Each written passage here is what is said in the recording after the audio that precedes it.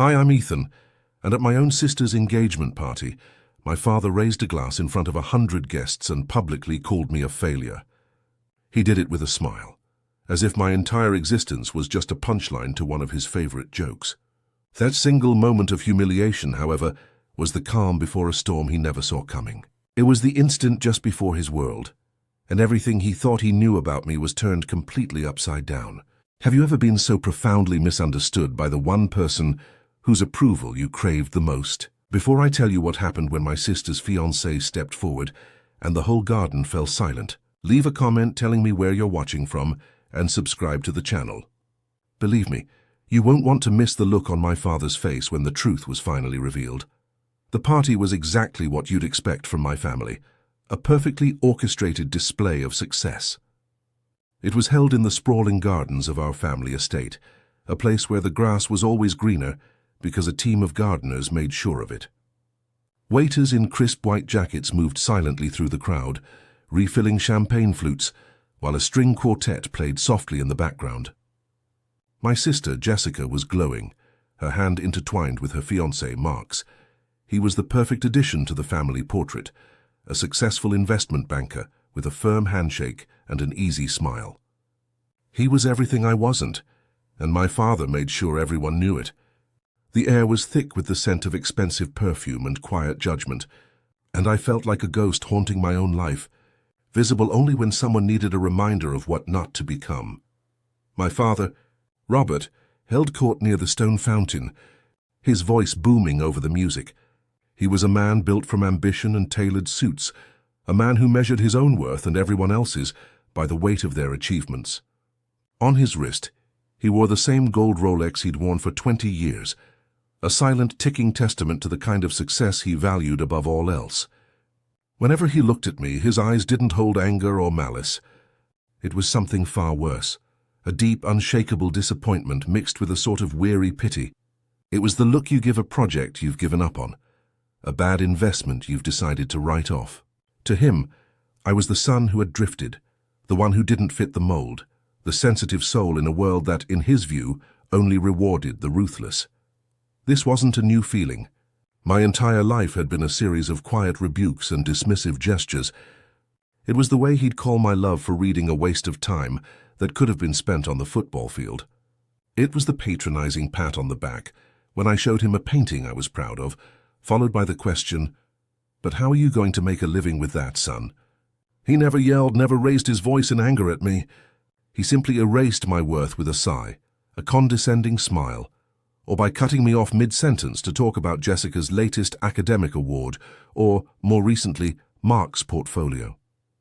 His disapproval was a constant low hum in the background of my life, a frequency I had learned to live with, but could never truly ignore. I had only recently returned home after being away for several years. I never offered a detailed explanation for my absence, and my family, in their typical fashion, filled in the blanks with their own narrative.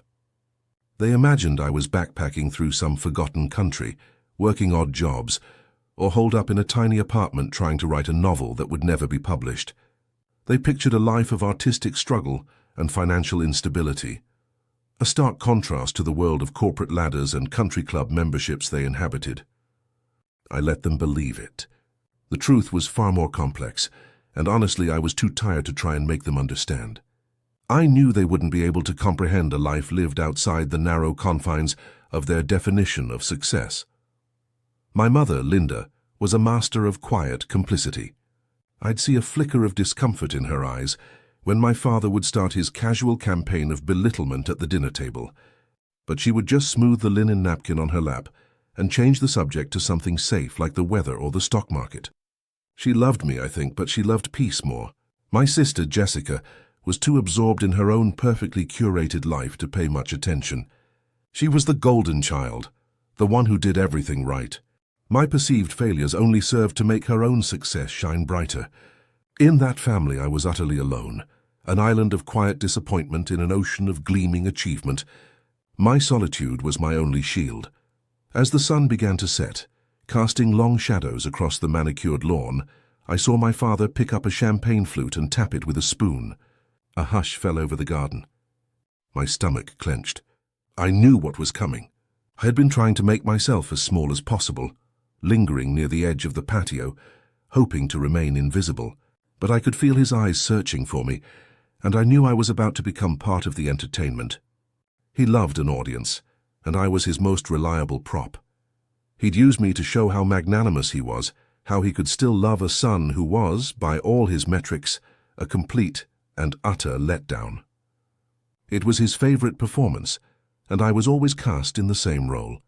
He started with the usual pleasantries, toasting Jessica and Mark, speaking of their bright future together. The guests smiled and nodded, captivated by his easy charm. Then his gaze landed squarely on me. The shift was subtle, but I felt it like a change in air pressure. "Of course, we are so thrilled to be welcoming Mark into our family," he began, his voice laced with a humor that only I knew was a weapon. "He's a man of action, a real go-getter, not like some people who prefer to contemplate life." A few polite chuckles rippled through the crowd. He was just warming up. He recounted a story of me as a teenager, preferring to stay inside and read, rather than join him on a hunting trip, framing it as early evidence of my delicate nature. Then came the final, crushing blow.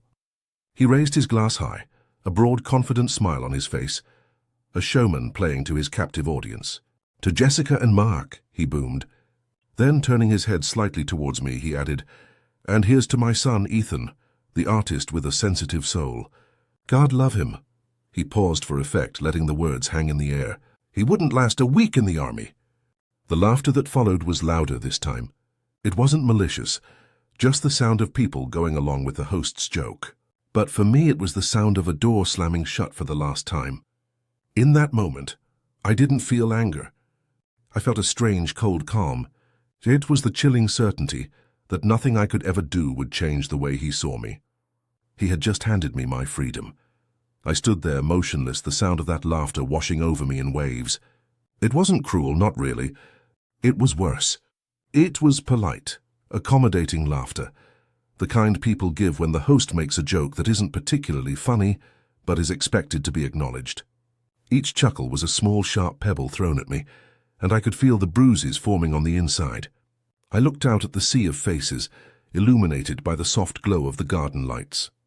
I saw my father's business partners, my aunt, my cousins, people who had known me my whole life. They weren't looking at me with malice, but with a kind of gentle pity, a collective unspoken agreement that yes, Ethan was the sensitive one, the one who couldn't quite keep up. Their validation of his words was a heavier blow than the words themselves. It was a public verdict on my entire existence, delivered with a smile and a champagne flute. In that moment, the anger I should have felt simply wasn't there. It was replaced by something colder, quieter, and far more profound. It was the feeling of a lock clicking into place for the final time. For years, a small, stubborn part of me had held on to the hope that one day my father would see me, truly see me, that he'd understand that my quietness wasn't weakness, that my love for things other than balance sheets and stock tickers wasn't a character flaw. But his words, delivered with such casual, confident disdain, extinguished that last ember of hope. I felt a strange sense of detachment, as if I were floating above my own body, watching this scene unfold. I saw a young man being publicly belittled by his father, and I felt a deep, aching sadness for him, but the raw, personal sting was gone. It was just a fact now, as solid and unchangeable as the stone fountain behind him. My eyes instinctively found my mother across the lawn. She was standing near a rose trellis, a perfect portrait of elegance in her silk dress. I saw her reaction, or rather the careful, practiced lack of one.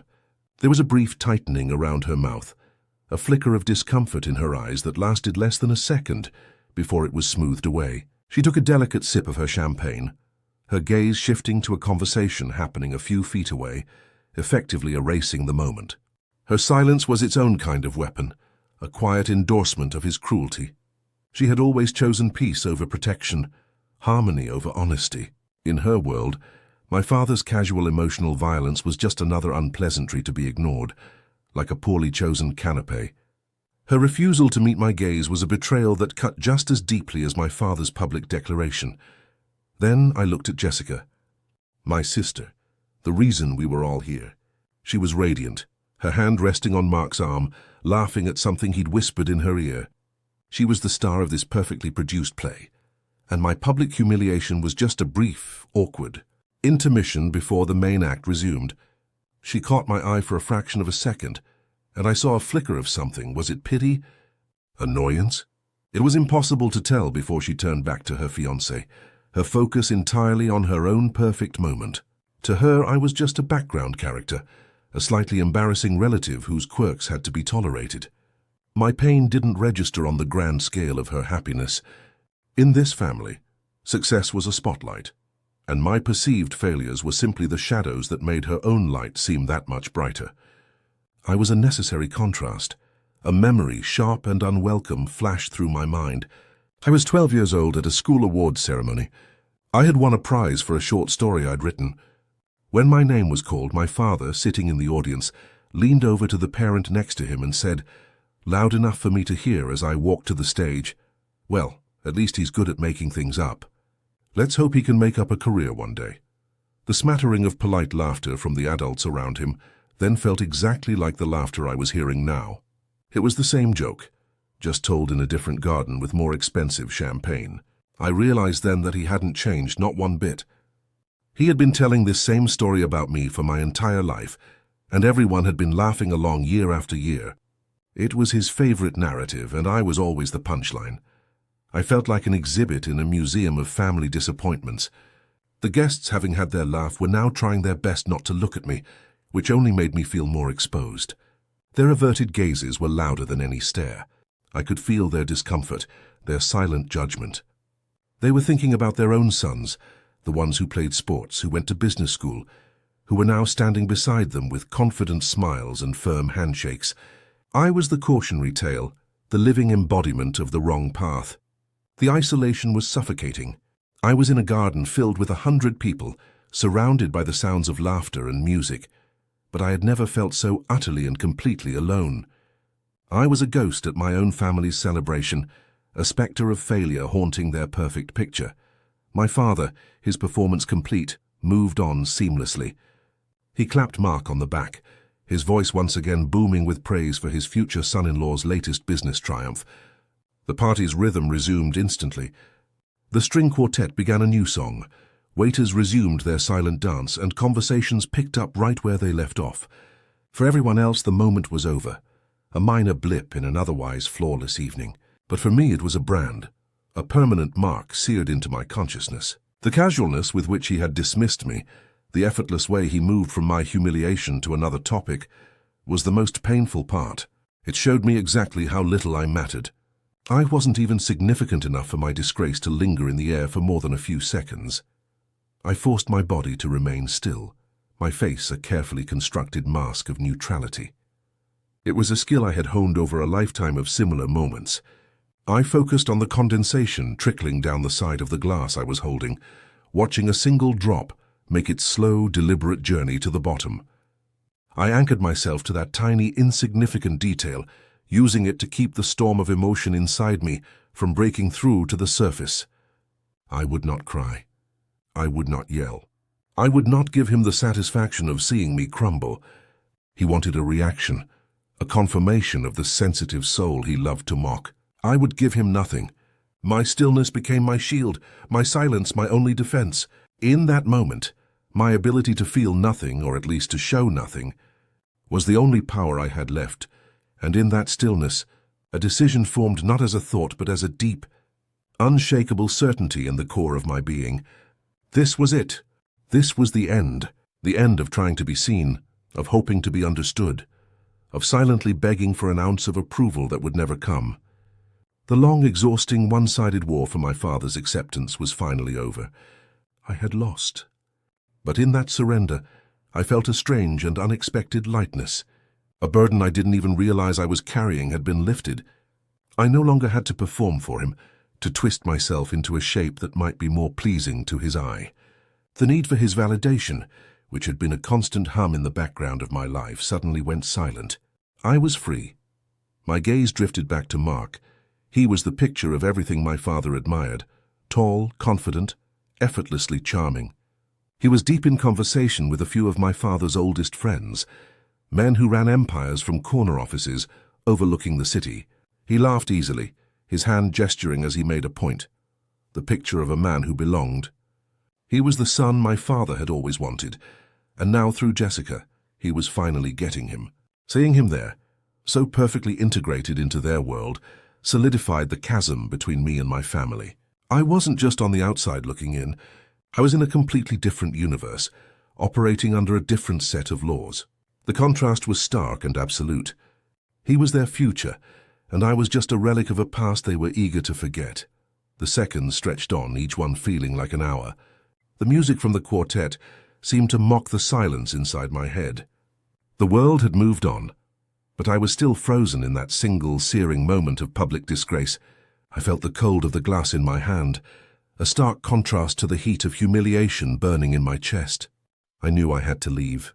Not just the party, but this whole charade. I had to walk away from the manicured lawns, the polite laughter, and the crushing weight of their expectations. But just as I was about to turn, to slip away into the darkness beyond the garden lights, I saw him, Mark. He had excused himself from his conversation.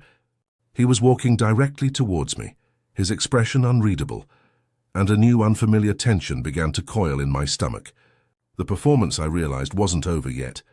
As Mark started walking towards me, a different kind of dread settled in my stomach. It was one thing to be humiliated by my own father. It was another entirely to be pitied by the golden boy who was taking my place. I braced myself for the inevitable. A condescending hand on my shoulder, a few well-meaning but hollow words about how I shouldn't let my father get to me. He was, after all, the perfect fiancé, and offering a kind word to his future brother-in-law, the family screw-up, was just another box to tick on the list of perfect fiancé duties. The guests watched his approach with mild interest, probably expecting some heartwarming display of new family unity. I just wanted to disappear into the flagstones of the patio. His perfectly tailored suit and confident stride felt like an accusation in themselves, a walking, talking billboard of everything I wasn't. He stopped directly in front of me, close enough that I could smell the faint, clean scent of his cologne. The space between us crackled with a strange energy. The polite, easygoing smile he'd been wearing all evening was gone. In its place was an expression of intense, unblinking seriousness. He just looked at me, his eyes searching my face as if he were looking for something specific. The silence stretched for what felt like an eternity. The ambient noise of the party, the clinking glasses, the soft music, the distant laughter, seemed to recede, creating a vacuum around the two of us. I met his gaze, my own face a carefully blank mask. I had no idea what he wanted, but I was determined not to give him the satisfaction of seeing me flinch. I had just survived my father's public execution. I could certainly survive this quiet interrogation. Across the lawn, I could see my father watching us. He had a small, self-satisfied smirk on his face, his arms crossed over his chest. He was enjoying the show. In his mind, this was the perfect conclusion to his little performance. Mark, the successful man, was now dealing with the problem son, probably trying to manage the fallout from my inevitable emotional outburst. My father likely imagined Mark was about to offer me a job out of pity, or give me some trite advice about getting my life together. He leaned over and whispered something to one of his business partners, who chuckled and glanced in our direction. For my father, this scene was just another confirmation of his own worldview. The strong taking care of the weak, the successful managing the sensitive. He had no idea how wrong he was. Then Mark spoke. His voice was low, almost a whisper, intended only for me. That was completely out of line, he said. The words were simple, direct, and utterly unexpected. There was no pity in his tone, no condescension. It was a flat statement of fact, delivered with a cold anger that seemed directed entirely at my father. I was so taken aback that I couldn't form a response. I just stared at him, my mind racing to process this sudden, inexplicable act of solidarity. Why would he care? He had everything to gain by staying in my father's good graces. Defending me, even in private, was a risk. It was the first time all night that someone had acknowledged the injustice of what had just happened, and it came from the most unlikely person in the entire garden. My mind, conditioned by years of emotional manipulation, immediately went on the defensive. What was his angle? Was this a trick? A more sophisticated form of humiliation? Perhaps he was testing my reaction, trying to see if I would badmouth my own father to him. information he could then use to further ingratiate himself with the family. I couldn't trust it. Kindness from within this family circle felt like a foreign concept, a Trojan horse hiding, some unknown threat. So I remained silent, my guard firmly up. I gave him nothing, just a steady, unreadable stare. My silence seemed to hang between us, thicker and more charged than any words could have been. I could feel him waiting for a response, but I had none to give. The trust required for such an exchange had been eroded long ago. The dynamic of the party had begun to shift. The small group of guests closest to us had fallen quiet, their conversations tapering off as they watched the strange, silent interaction unfolding between me and Mark. Their curiosity was palpable.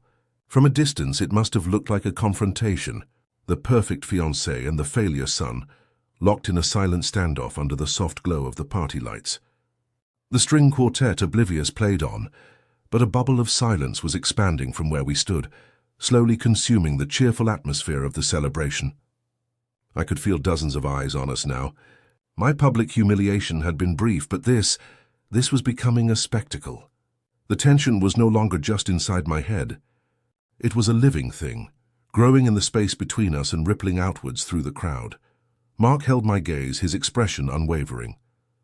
And in that moment I saw it, a flicker of something in his eyes that I hadn't noticed before. It wasn't just anger on my behalf. It was recognition, a deep, profound, and utterly bewildering sense of familiarity. It was a look that cut through the noise of the party, through the years of my absence, through the carefully constructed identities we were both presenting. It was the look of someone who knew me, but not as Ethan, the artist, the sensitive soul. He knew me as someone else entirely. A cold dread, mixed with a dawning, impossible sense of confusion, began to creep up my spine. The world tilted slightly on its axis. How could he possibly know me? We had never met before tonight. A memory, fragmented and visceral, shot through my mind with the force of a physical blow. It was a memory of sand and sweat, and the deafening roar of a helicopter's rotors. I remembered a face young and covered in grime, eyes wide with a mixture of fear and adrenaline. And I remembered that same look. The look of a subordinate acknowledging a command under extreme pressure. A look of absolute, unquestioning respect. The memory was so vivid, so out of place in this manicured garden, that it made me feel dizzy.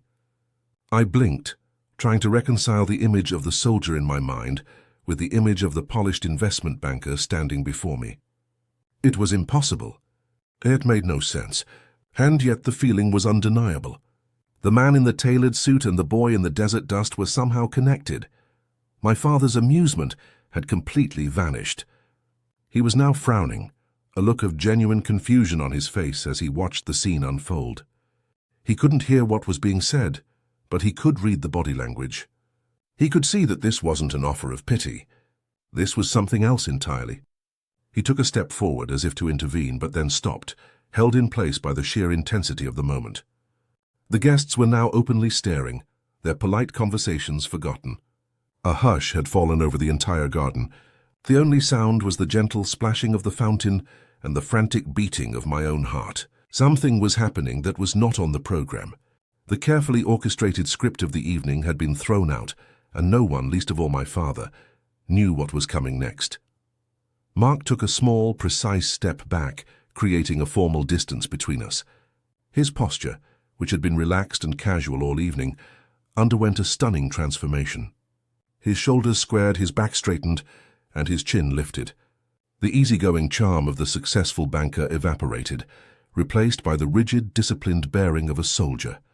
It was a subtle shift, but to me it was as loud as a gunshot. In that instant the world seemed to slow down. He took a single deep breath, his eyes locked on mine with an intensity that burned. He brought his heels together with a faint, sharp click that seemed to echo in the profound silence. The entire garden held its breath, waiting. And then, with a motion that was crisp, deliberate, and utterly shocking, he raised his hand to his brow in a perfect, formal military salute. The salute hung in the air, a solid, impossible thing. The world stopped. The string quartet, mid-note, faltered into silence. The only sound was the gentle, indifferent splash of the fountain. 100 pairs of eyes, which moments ago held pity or amusement for me, were now wide with utter, uncomprehending shock. They stared at Mark's rigid form, his hand held perfectly at his brow, and then they stared at me, the sensitive soul, the target of this bizarre, formal gesture. The air, once filled with polite chatter and music, was now thick with a silence so profound it felt like a physical weight pressing down on all of us. No one moved. No one breathed. The garden had transformed from a party into a tableau of stunned disbelief, and I was standing at its epicenter, pinned in place by a single impossible salute. My mind fractured. The manicured lawn under my feet dissolved into cracked, sun-baked earth. The scent of roses was replaced by the smell of diesel and dust. I saw Mark, not the polished banker, but Corporal Jensen, a scared kid of 19 with grit in his teeth and old eyes, looking to me for orders as the chopper blades whipped sand into a frenzy around us. The memory was so sharp, so real, it almost knocked me off my balance. The two images, the soldier in the desert and the financier in the garden, superimposed themselves, creating a dizzying, surreal collage. How could I not have seen it? The jawline was the same. The intense, focused gaze was the same. He had changed, we had all changed, but the core of the man, the soldier he was still there, locked away behind $1,000 suit. And he was saluting me. I risked a glance at my father. The smug, self-satisfied smile was frozen on his face, a grotesque mask of an emotion that has long since fled. His eyes, which were sparkling with condescending humor just a minute ago, were now wide and blank with confusion. His brain was visibly struggling to compute what he was seeing. It didn't fit his narrative. It didn't fit into the neat, tidy boxes he has constructed for his world and for me.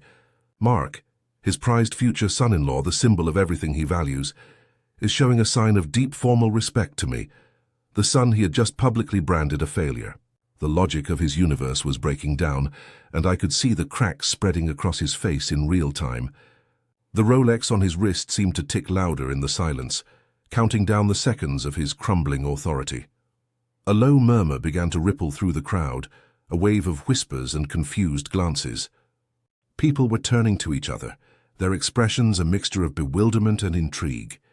What is going on? Is this some kind of joke? I heard someone whisper. They looked from Mark's unyielding salute to my own still form, trying to find a clue, an explanation for this complete break in social reality. This wasn't part of the program. This isn't a charming anecdote or a polite toast. This is raw and strange and deeply uncomfortable. The guests who were so comfortable in their roles moments ago are now completely adrift. The party has been hijacked by a gesture they cannot comprehend, and their carefully constructed evening of polite celebration is falling apart at the seams. My sister Jessica's face was a canvas of shock. Her perfectly applied lipstick seemed to be the only thing holding her expression together. Her hand, which had been resting so confidently on Mark's arm, was now hovering in the air, forgotten. She stared at her fiancé, this man she thought she knew, as if he's a complete stranger who has just revealed a bizarre secret identity. Then her eyes darted to me, and for the first time in my life I didn't see pity or annoyance. I saw pure, unadulterated confusion. My mother across the lawn had gone pale. Her hand was pressed against the pearls at her throat, a classic gesture of shock.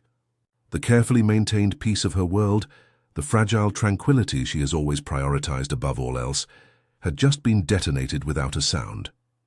Through it all, Mark remained absolutely still. He was a statue carved from discipline. His arm didn't waver, his gaze didn't falter. It was fixed on me and only me. In his eyes there was no one else in this garden. Not his fiancée, not my father, not the 100 baffled guests. There was only me, his commanding officer. The formality of his posture, the rigid precision of his salute, was a stark, brutal contrast to the soft, luxurious setting around us.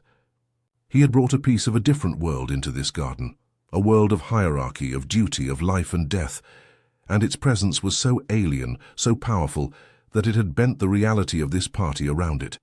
He was not performing. He was obeying a protocol that was etched into his very soul, and he was waiting for my response. The weight of 100 pairs of eyes was a physical force. I was no longer the ghost at the party.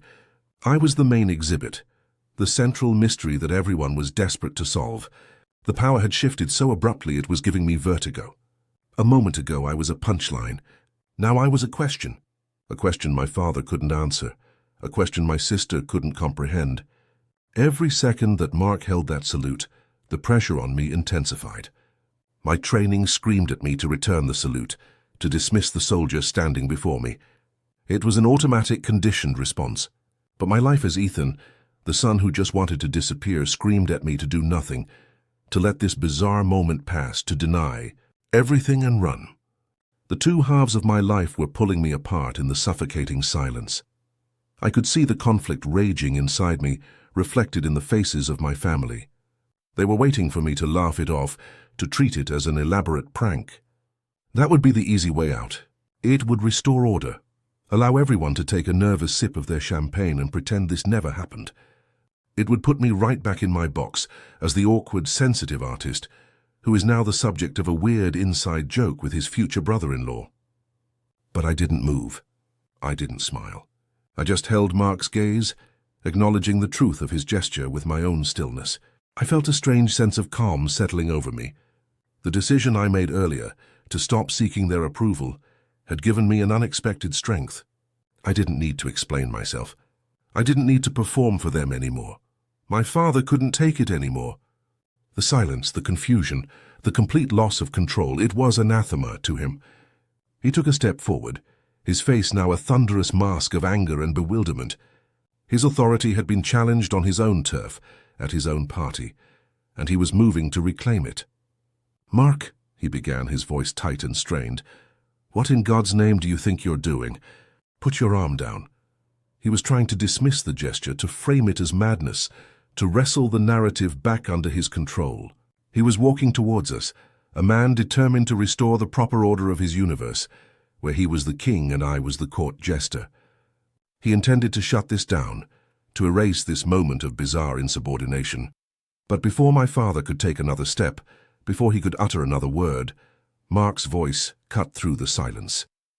It wasn't loud, but it carried the unmistakable ring of command, a voice honed in places where hesitation is fatal. It sliced through the tension, clear and sharp and utterly unwavering. The entire garden went still, every guest frozen in place, their attention locked onto the two of us. My father stopped dead in his tracks, his mouth slightly agape. Mark's gaze never left mine. The world seemed to narrow to the space between our eyes. He had ignored my father completely, as if he weren't even there. He had waited for the perfect moment of silence, and now with the entire audience of my life held captive, he was about to speak the words that would change everything. His voice, when it came, was not loud, but it possessed a quality that cut through the garden's ambient noise like a blade. It was a voice of absolute clarity and command, honed in places where every syllable mattered. "Major, sir," he said, his gaze locked on mine, completely ignoring my father, who stood frozen just a few feet away. The words hung in the humid evening air, alien and electric. He wasn't speaking to me as Jessica's fiancé. He was addressing a superior officer. Every head in that garden, every single guest turned to stone. The polite, curious whispers died instantly, replaced by a silence so deep and absolute that I could hear the blood pounding in my own ears. My father's attempt to regain control had just been obliterated by two simple words that made no sense in this world. He then asked the question that shattered the reality of the evening into 1,000 pieces. "Permission to speak?" he asked, his voice ringing with formal deference. The shockwave from those words was visible. I saw jaws literally drop. I saw people lean forward, their eyes wide as if they'd misheard. "Major, sir?"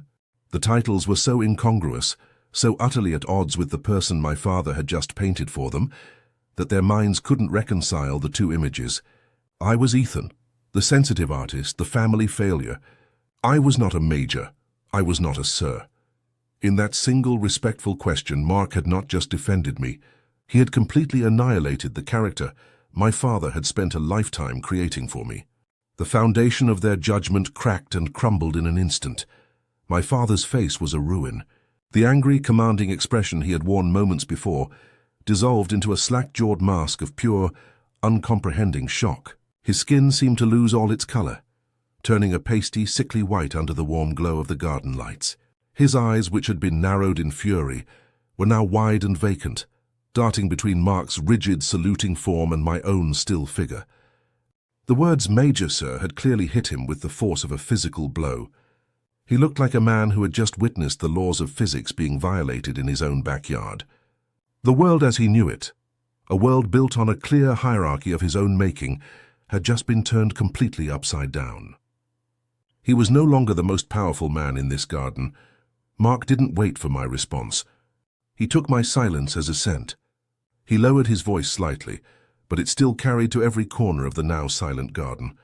"For those of you who don't know," he began, his eyes still fixed on me, but his words intended for everyone else. "I had the privilege of serving under this man's command for 2 years. A collective audible gasp rippled through the crowd. He was my commanding officer in a unit you've probably never heard of, in a place you'll never see on the news. The vagueness was more powerful than any specific detail could have been. It painted a picture of a world far removed from this one, a world of shadows and secrets, a world that did not align with a sensitive soul who wrote stories and painted pictures. Then he turned his head just slightly, his gaze falling upon my father with a look of cold, quiet contempt. "Sir," he said, and the word was now an indictment, "you said your son wouldn't last a week in the army." He let the sentence hang in the air for a beat, letting the memory of the laughter echo in the silence. "I watched him last for 730 days, in a place that would have broken you in an afternoon. He didn't just last, he led. He made decisions that the rest of us prayed we'd never have to make. He carried the weight of our lives on his shoulders, and he brought us home." He paused, his voice thick with an emotion that was raw and real. "He brought me home." The final 3 words were delivered with a quiet finality that left no room for doubt. They were a testament, a confession, and a verdict all in one. The entire social fabric of the party disintegrated. The polite pity in the eyes of the guests was replaced by a look of stunned, almost fearful respect. My father's business partners, men who measured worth in stock prices and market shares, were looking at me as if for the first time. They were seeing not the disappointing son of a successful man, but a leader from a world they couldn't possibly comprehend. The power dynamic in that garden had not just shifted. It had been inverted. I hadn't said a single word, but the truth, delivered by this unimpeachable witness, was a more powerful defense than any argument I could have ever made. The humiliation my father had so carefully crafted for me had just recoiled back on him with devastating force. I looked at my sister. Jessica's face was a mess of conflicting emotions. Her hand was still hovering near Mark's arm, but she seemed to have forgotten it was there. She was staring at me, her eyes wide with a confusion so profound it looked like pain. The brother she had always seen as a gentle, aimless drifter was suddenly a decorated military officer, a man her heroic fiancé called Sir. The simple, clean lines of her world had become impossibly complicated. She was engaged to a man who had followed her brother into hell and back. The realization that she knew absolutely nothing about the 2 most important men in her life was dawning on her face, and it was a terrible sight to behold. My mother was openly weeping. Silent tears streamed down her face, ruining her perfect makeup. Her hand was pressed to her mouth, stifling a sob. I couldn't tell what she was crying for. Was it pride, shame for her years of silent complicity? Or was it the shock of discovering that the son she had tried to protect with her passivity was in fact the strongest person in the entire family? Her carefully constructed peace had been shattered, and in its place was a raw, undeniable truth she could no longer ignore. Her silence had been a choice, and she was now facing the consequences of what that choice had cost her and me. The family portrait was irrevocably broken. Finally, I moved. I took a single, slow breath, letting the cool night air fill my lungs. The storm inside me had passed, leaving a strange, quiet calm in its wake. I looked directly at Mark, at the young Corporal Jensen I remembered so clearly, hidden inside the successful investment banker. The years of resentment, of feeling unseen and misunderstood, fell away. In their place was a simple, profound gratitude. He had given me back something I didn't even know I had lost. I gave him a small, almost imperceptible nod. It wasn't a military gesture.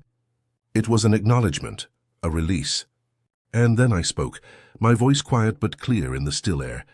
"At ease, Corporal," he heard me. The tension in his body released in an instant. He dropped his salute, and the rigid discipline in his posture softened. He was Mark again, Jessica's fiancé. But everything was different. He turned to Jessica, taking her hand, but his eyes met mine one last time over her shoulder. The look that passed between us was one of unspoken understanding, a bond forged in a place that no one here could ever visit. The silence that now blanketed the garden was no longer one of confusion. It was the heavy, weighted silence of revelation. The story had been told. The truth was out. My father hadn't moved. He stood like a statue carved from his own shattered pride, his face a pale, empty mask. The expensive Rolex on his wrist, the symbol of the only kind of success he had ever understood, seemed to tick with an absurd, hollow sound. It was just a watch now, a piece of metal stripped of all its power and meaning. He had lost. He had tried to write my story for me, to define me by his own narrow terms, and he had failed in the most public and spectacular way imaginable. The party was over. The music had stopped, and in the profound silence of his own making, he was utterly and completely alone. I didn't stay to watch the fallout. There was no grand exit, no final cutting words. That wasn't the point. While everyone was still frozen in that tableau of shock, I simply turned and walked away. I didn't look back at my father's ruined face or my mother's tears. I walked past the silent guests, down the stone path and through the wrought iron gates. The sound of my own footsteps on the gravel driveway was the only sound in the world. I didn't run. I walked with a steadiness I hadn't felt in years. Each step was a deliberate move away from the person they thought I was, and towards the man I had actually become. The party wasn't just over for me. That entire chapter of my life had just been slammed shut, and I was the one who had finally closed the book. The drive away from that house felt like waking from a long, suffocating dream.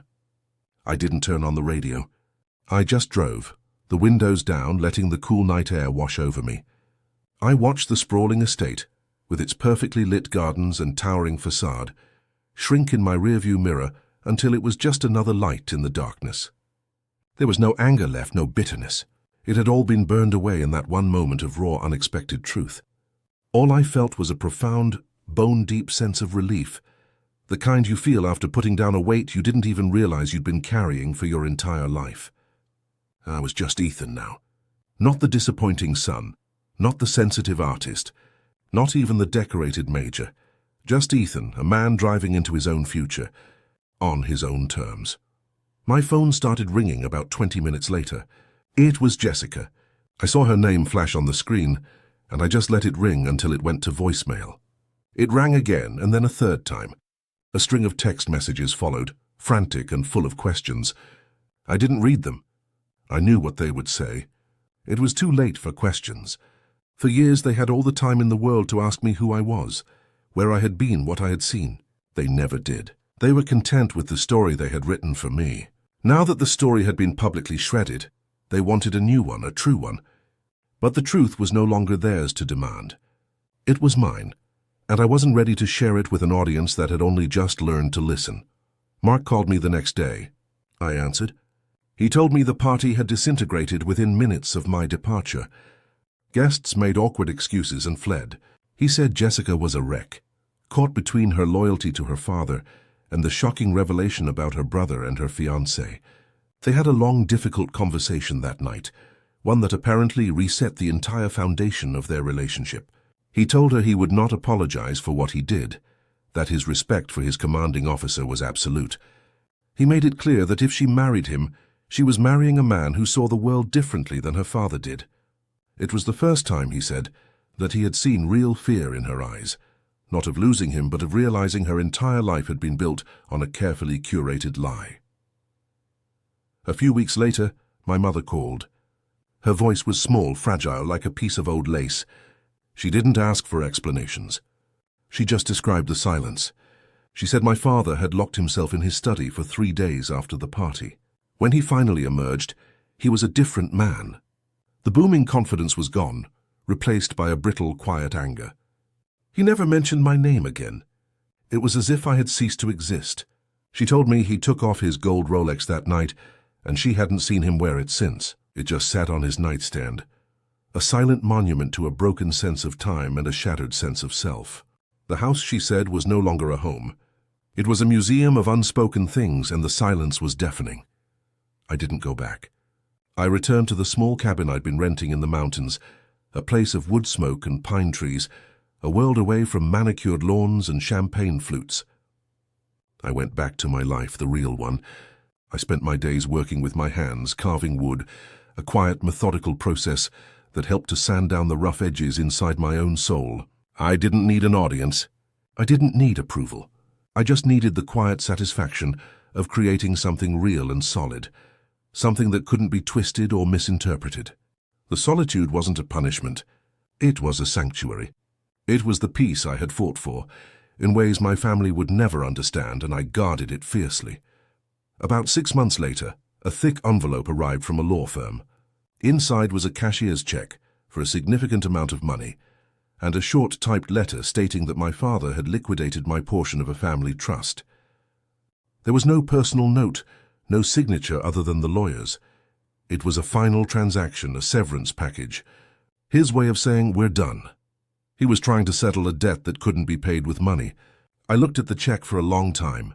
Then I signed it over, the entire amount, to a charity that supports the families of fallen soldiers from special operations units. It was the only thing that felt right. His money, his symbol of power, would now be used to honor the men I had served with, the men who understood strength in a way he never would. Jessica and Mark did get married. It was a small ceremony at a courthouse a year later. I was there. Mark had asked me to be his best man. My mother came, but my father did not. His absence was a statement, his final silent word on the matter. Jessica was quiet, subdued, but when she looked at me, there was a new, hesitant respect in her eyes. It wasn't perfect, and maybe it never would be, but it was a start. My relationship with Mark became the only real family connection I had left. We don't talk about the desert. We don't need to. We just sit in silence sometimes, watching the fire in my cabin, and understand everything that doesn't need to be said. I never saw my father again. Sometimes I think about him in that big silent house, a king on a throne of his own making, ruling over an empty kingdom. I don't feel anger anymore. I just feel a kind of distant, hollow pity. He spent his whole life building an empire of success and control, only to have it crumble, because he couldn't see the value in a son who didn't fit his mold. He didn't lose his son that night. He had lost me years before. That night, he just lost the illusion that he was in control of the story. My victory wasn't in his humiliation. It was in my own quiet freedom, in the life I built far from his shadow, a life where my worth was never up for debate. If you know someone who needs to hear this message of self-confidence, please share this video with them. Don't forget to subscribe for more stories about finding your own path, even when it's not what others expect. Thank you for listening. Looking back on that night, the biggest lesson wasn't about revenge or even vindication. It was about the stories we let other people write for us. For years I lived inside a narrative my father had created. I was the disappointment, the sensitive soul, the failure. I spent so much energy trying to edit his version of my story, hoping he'd one day change the ending. But what I learned in that silent garden is that you can't force someone to see a truth they are determined to ignore. The moment of freedom didn't come when they saw who I really was. It came when I accepted that their opinion of me was never my reality to begin with. It was their limitation, their blindness, not my burden to carry. Your life is your story to write, and you should never hand the pen to someone who only knows how to cross things out. I also learned what real strength looks like, and it has nothing to do with a booming voice or a heavy gold watch. My father believed strength was something you announced, something you displayed for the world to admire. He was wrong. True strength is forged in the quiet moments, in the difficult choices you make when no one is watching. It's the discipline to keep going when you're tired, the integrity to do the right thing when it's easier not to, and the courage to be who you are in a world that wants you to be someone else. For years I mistook my quiet nature for weakness, just like he did. But my silence wasn't empty. It was a training ground. It was where I built the fortitude that he, in all his noise and bluster, could never comprehend. There's a profound power in letting go of the need to be understood. You can spend your entire life auditioning for a role in someone else's life, trying to prove you're worthy of their respect or love. But some people have already made up their minds. They've cast you in a part that serves their own story, and nothing you do will change the script. The most liberating thing I ever did was walk off that stage. I stopped needing my father to see me, my mother to defend me, or my sister to understand me. In that moment of surrender, I found a different kind of validation, my own. That peace is something no one can give you, and more importantly, something no one can ever take away. And that's the heart of it all. You have to be the ultimate authority on your own life. You have to own your narrative. My family had their version of my story, a simple tale of a boy who drifted away and failed to measure up. The truth was far more complex, filled with challenges and duties they couldn't even imagine. That night, the truth didn't come out because I made a grand speech. It came out because I had lived it. The respect Mark showed me wasn't something I asked for. It was something I had earned, thousands of miles away in a life they knew nothing about. Your actions, your character, your deeds, those are the things that define you. Let your life be the proof and you'll never have to argue your case. The truth has a ripple effect you can't predict. When it finally comes to the surface, it doesn't just change how people see you, it forces them to see themselves. My father had to confront the fact that his judgment was worthless. My mother had to face the consequences of her years of passive silence. My sister had to realize her perfect world was built on a foundation of ignorance. The truth held up a mirror to every single person in that garden, and not everyone liked the reflection they saw. That's the thing about living authentically. It can make people who live in illusion deeply uncomfortable. But your job isn't to manage their comfort. It's to honor your own truth and let the pieces fall where they may. Ultimately, this whole journey taught me the difference between keeping the peace and finding true peace. For my family, peace meant avoiding difficult conversations, smoothing over injustices, and maintaining a flawless public image. It was a fragile, hollow kind of quiet. Real peace, the kind that settles deep in your bones, comes from integrity. It comes from aligning who you are on the inside with the life you live on the outside. It's the quiet confidence of knowing your own worth, independent of anyone else's applause or criticism. My peace isn't found in a sprawling estate. It's found in a small mountain cabin, in the satisfaction of my own work, and in the company of the few people who see me for who I am, not who they need me to be.